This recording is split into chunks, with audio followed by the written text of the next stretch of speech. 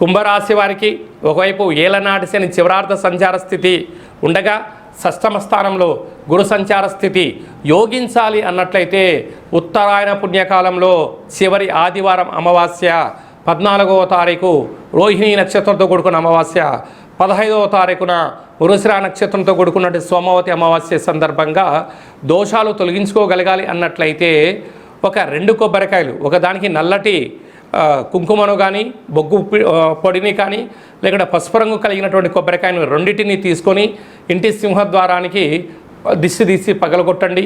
మీకు కూడా దిష్టి తీసి పగలగొట్టుకోండి. ఇంటికి గుమ్మడికాయను కట్టండి.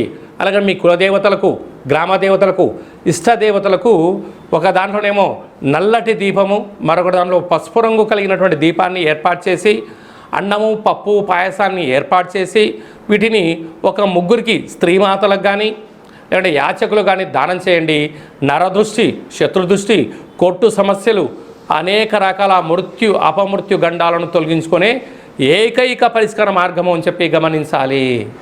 మీ వ్యక్తిగత జాతకం తెలుసుకోవాలనుకుంటున్నారా?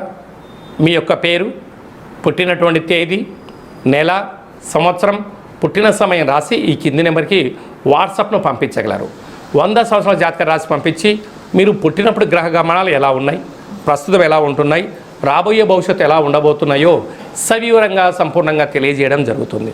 అలాగనే డేటా బర్తులు లేనటువంటి వారికి మీ పేరు యొక్క మొదటి అక్షరాన్ని అనుసరిస్తూ రాశి యొక్క స్థితిగతులు తెలియచేస్తూ కాళభైరవ ఉపాసన చేత అనగా రమణ శాస్త్రం ద్వారా భూత భవిష్యత్ వర్తమానాన్ని తెలియజేయడం జరుగుతుంది. ఈ కింది నెంబర్ని అపాయింట్మెంట్ తీసుకొని సంప్రదించగలరు.